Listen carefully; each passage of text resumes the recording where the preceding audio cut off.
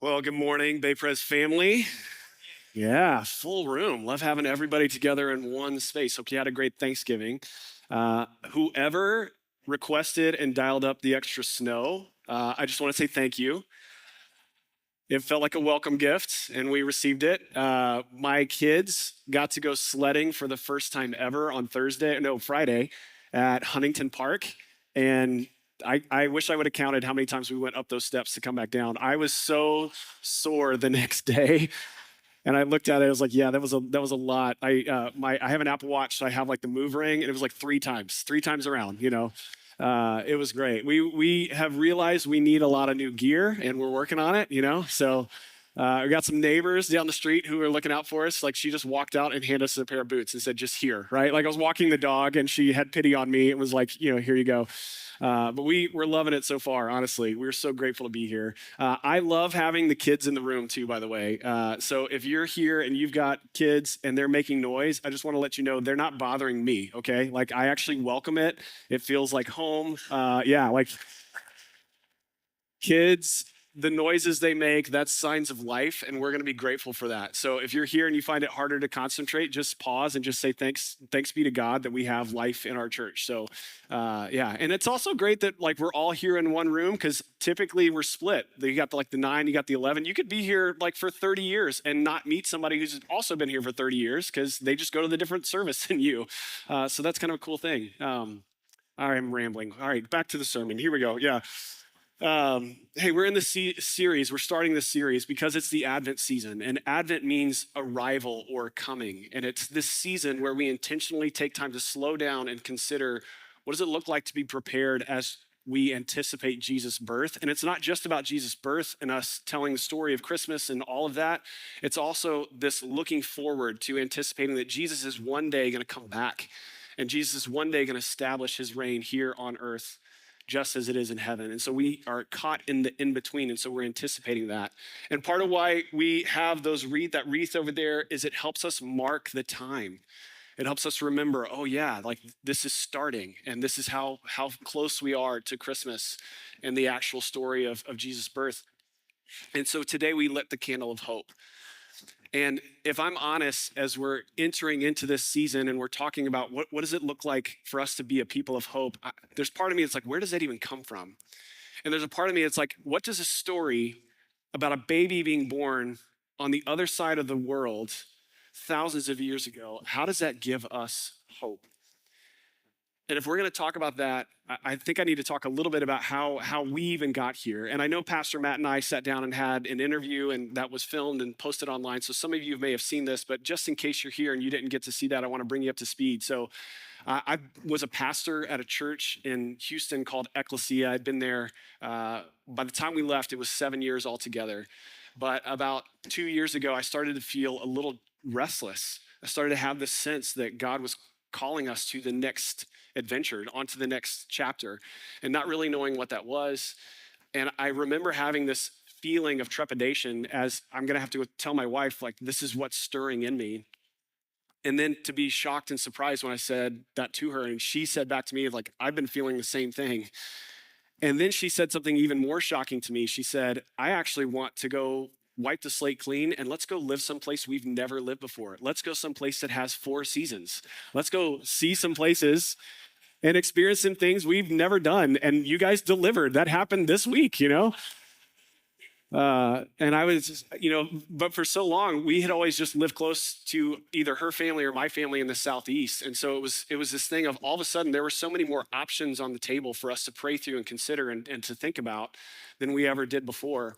And as this kept coming, there were really 2 things that I felt like God was inviting me into to do. One of them was to take on a little bit more of a focused role in leading teams and teams of people. And the other was to spend more time getting to preach and teach and doing what's happening today. And so as I was understanding that call, what I thought that meant was that I needed to go look for either a senior pastor job, or I also entered into a discernment process to see if what the next step for us was to go plant a church and to become a senior pastor that way by starting a church from scratch. And so we were in that space.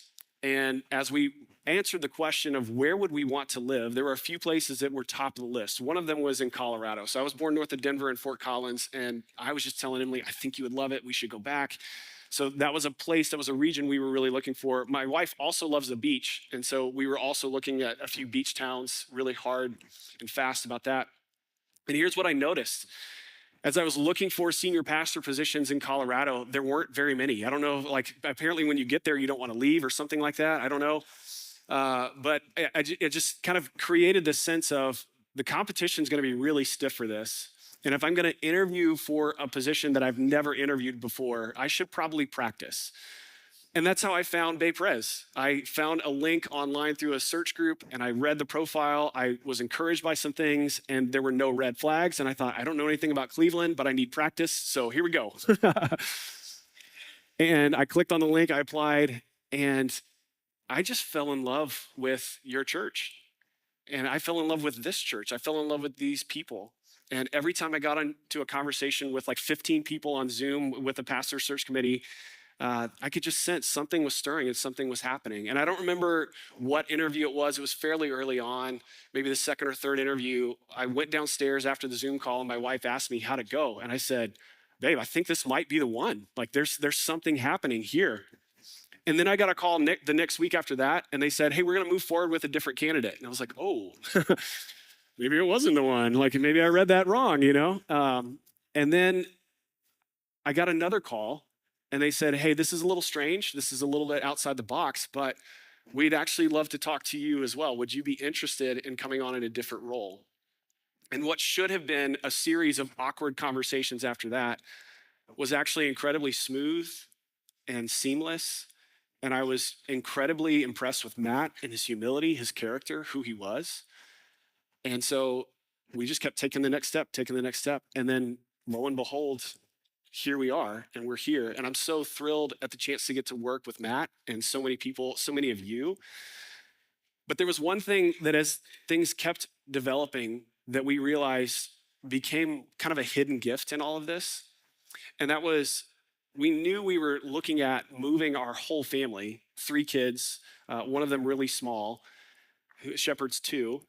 We're going to move our whole family across the country. That's a logistical nightmare. But there was this other comfort in it that we knew we're not the only ones who are doing this in this season, that Matt and Betsy were actually doing the exact same thing. And there was something really comforting to know that I could go to a physical person and look them in the eye and just say something and have them know, know that they're not going to just look at me like I have 2 heads, you know? They're going to know exactly what we're going through because they're walking through it at the same time. And this is so much of what I think gives us a sense of hope. Is so often we don't want somebody to come in and fix all the stuff, but we want to know that we're not alone. That we want to know that there's somebody with us in it.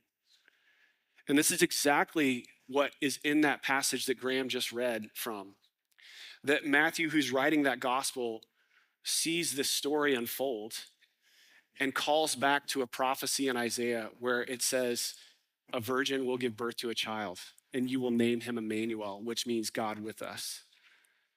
That this is the hope. This is what God has been declaring. It's not that I'm going to come in and like magically wave a wand and fix everything, but that I'm going to walk with you in it and through it.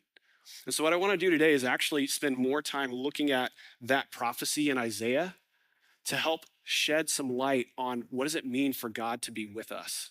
And so if you've got a copy of the scriptures, I'd love for you to open to Isaiah chapter 7. If you don't have one, there's some in the pews. Feel free to borrow one of those. But in Isaiah chapter 7, what you're going to find as this story begins to unfold is this story is going to feel very similar if any of you ever watched or read the books to a show called Game of Thrones. It's going to feel a lot like this. There is totally a Game of Thrones thing happening where there are power struggles and they're trying to figure out who's going to be the king and who's going to be on top and who's going to be in charge. And then where does everybody else settle? But in Isaiah chapter 7, starting in verse 1, it says this. It says, when Ahaz, son of Jotham, the son of Uzziah, was king of Judah, it says that King Rezin of Aram and Pekah, son of Remaliah, king of Israel, marched up to fight against Jerusalem, but they could not overpower it. And then it's going to tell us this is how it's going to unfold. And so it says, now the house of David was told, Aram has allied itself with Ephraim. So the hearts of Ahaz and his people were shaken as the trees of the forest are shaken by the wind. So what's going on here is it's telling us this isn't just two kingdoms rising up. It's actually three. So there's three kingdoms teaming up to say, like, we're going to go overthrow them and we're going to put in who we want as the king there. So naturally, 3-on-1, not good odds. Like, this is not the kind of situation, this is not the kind of season you want to be in.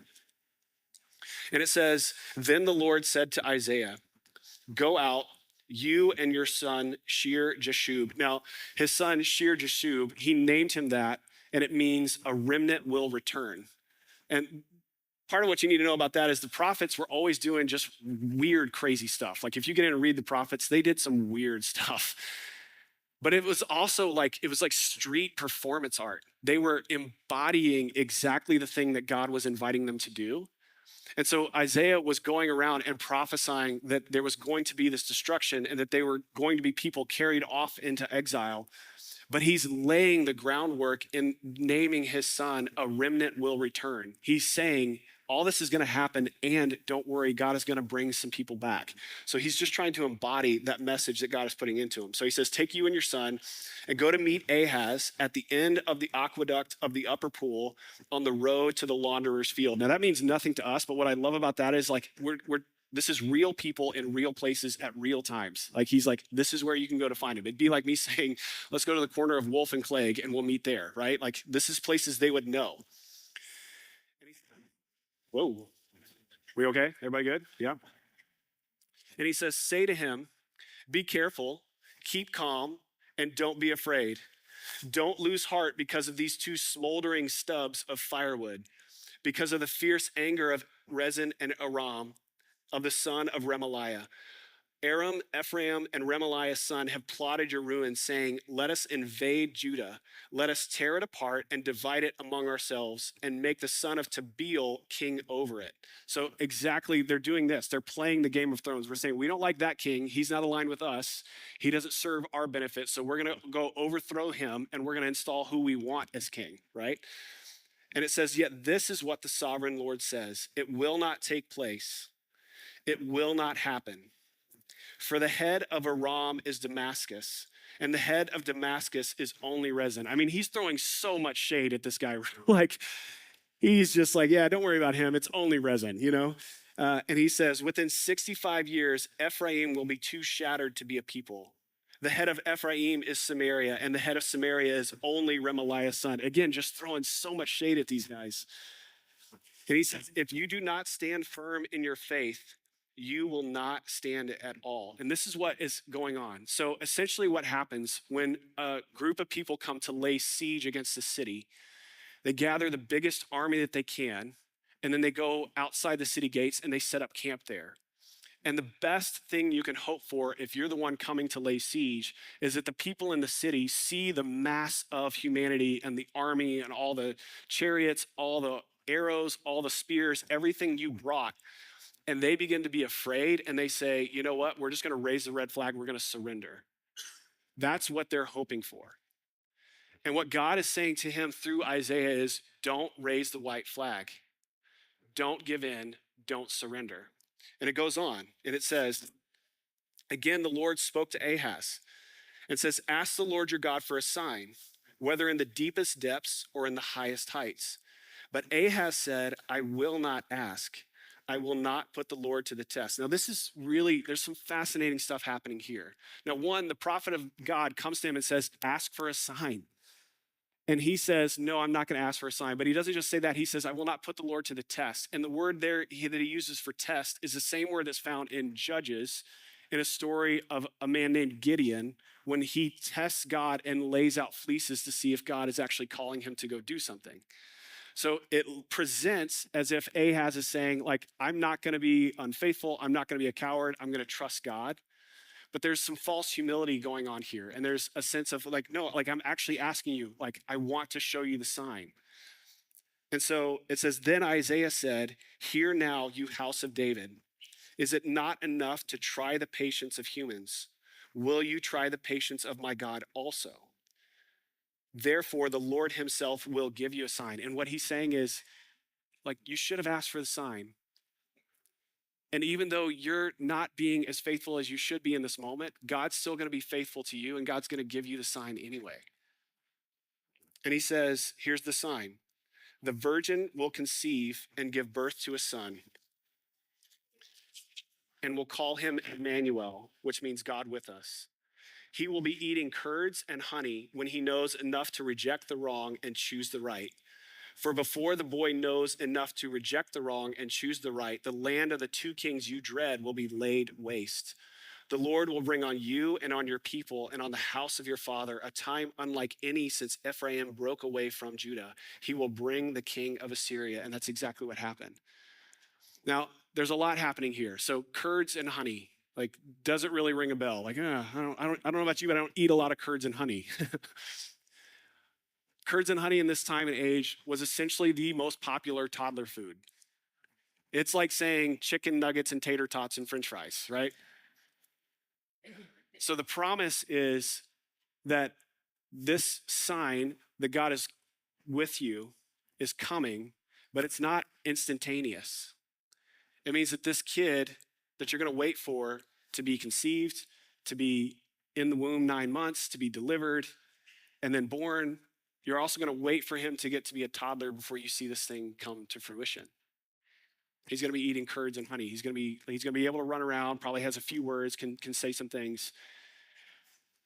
And that's comforting on one end because it lets us know, hey, this isn't going to just last forever. This is going to come to an end. But it's not the answer that we want, because what we want is for God to come in and change our circumstances right now. I mean, we're so preconditioned to this. My wife and I were at Home Depot earlier this week, and we're looking for sconces to go up in the sunroom. And like, she's in there, she's looking, she doesn't see what she wants. So she says, I'll just order them on Amazon. So while we're walking through the store, she finds something on Amazon, hits order. By the time we got home, they were on our front porch. I was like, what magic trick did you just do? We're like, we are so preconditioned to, like, I click a button and it happens. But what God is saying is, I'm not really interested in changing your circumstances immediately. I'm interested in walking with you in the muck, in the mire, in the hard part.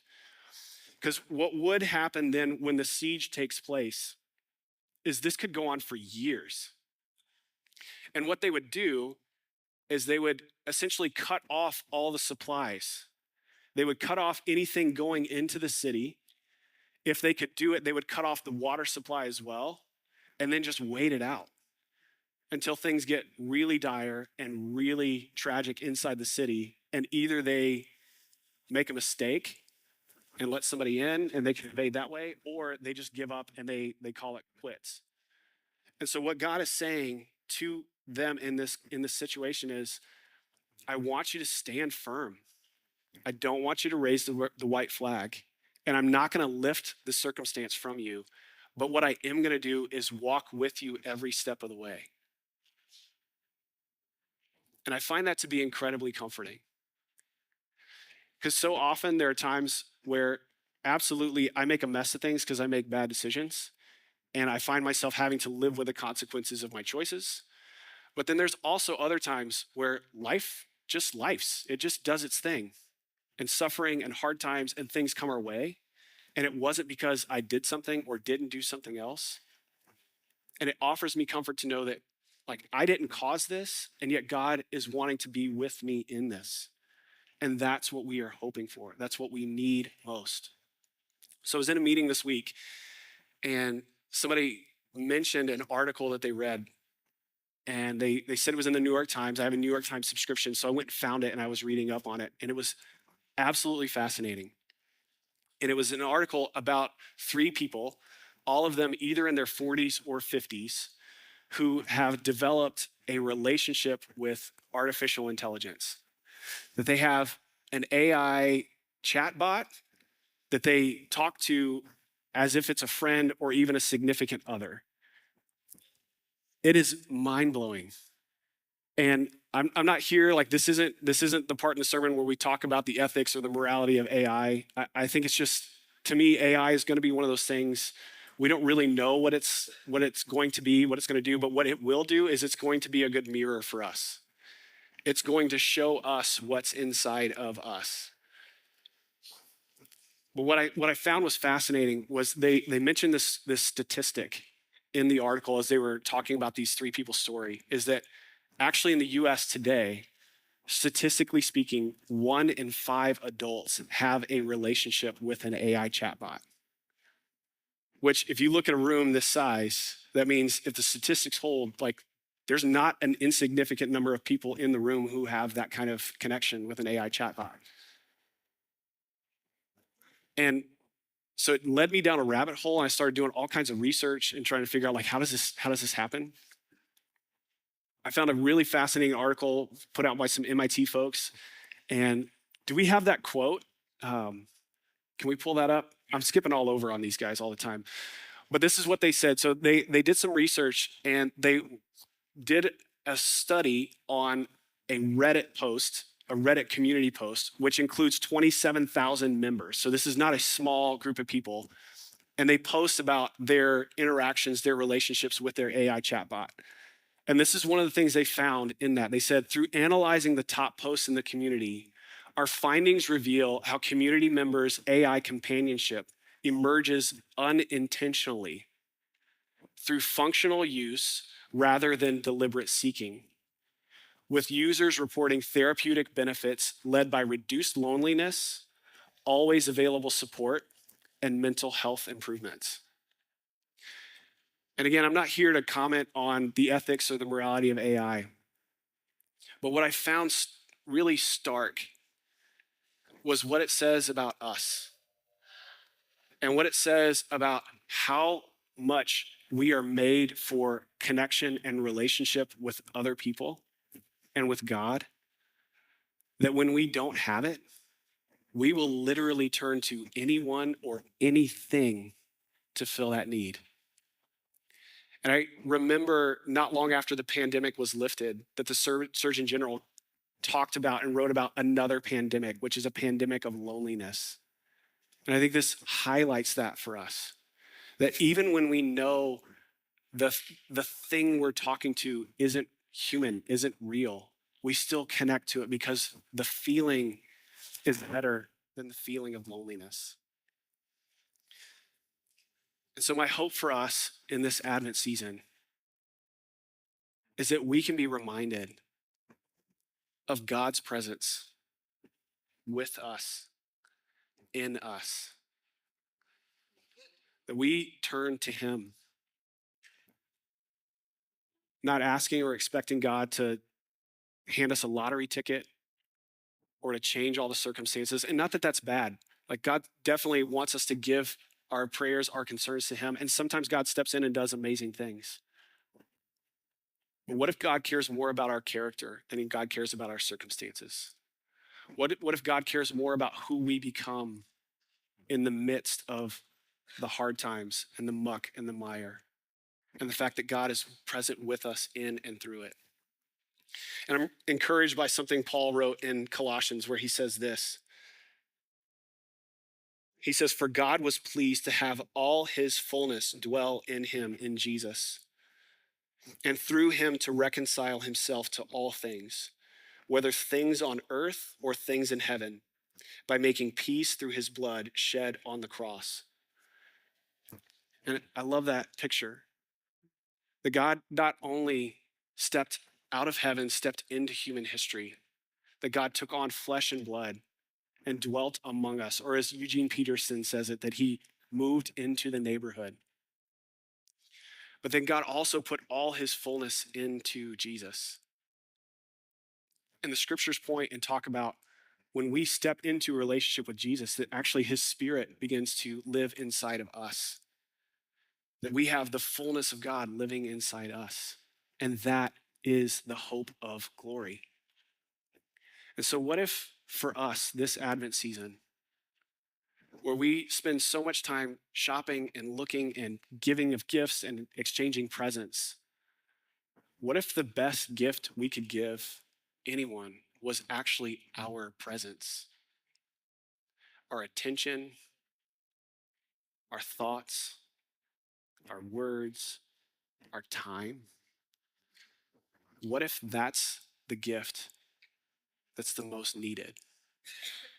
And what would it look like for us to slow down, to remember God's presence with us, but then to also look at every interaction we have as a chance to share that presence that God has put in us with a world that's so hungry and lonely and searching for connection?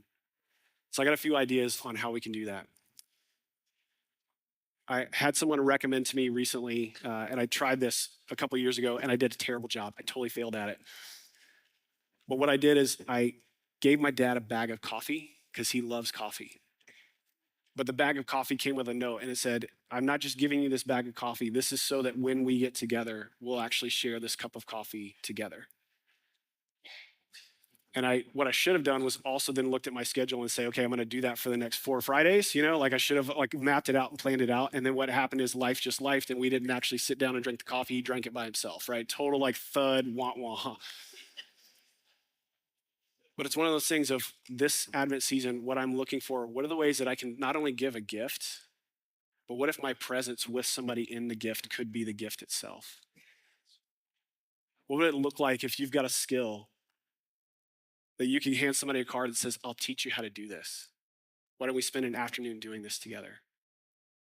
What would it look like for you to give somebody a card that says, I'm going to take you out on a night out on the town. We're going to go do this. Or we'll go shopping. We'll go get the thing you want, but we got to go do it together.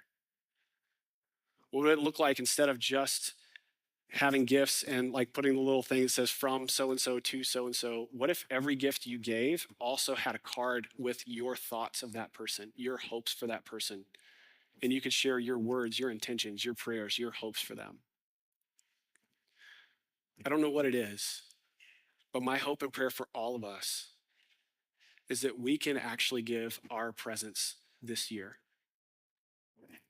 Because in giving our presence, if Jesus is living and dwelling inside of us, we can actually be the bearers and the deliverers of Jesus' presence to a world that is lost and lonely and hurting. Bay Pres, let me pray for us. God, we thank you so much for your love, for your grace, for your presence in our lives. That you stepped out of heaven, that you stepped into our world, that you came to dwell in us. And so, God, this Advent season, will you wake us up to your presence? Will you help us slow down and recognize that you are with us, that you're guiding us, that you've gone before us? And God, will you, through us, offer peace and hope and connection to those that you've put in our midst? And we pray all these things in the name of the Father and the Son and the Holy Spirit.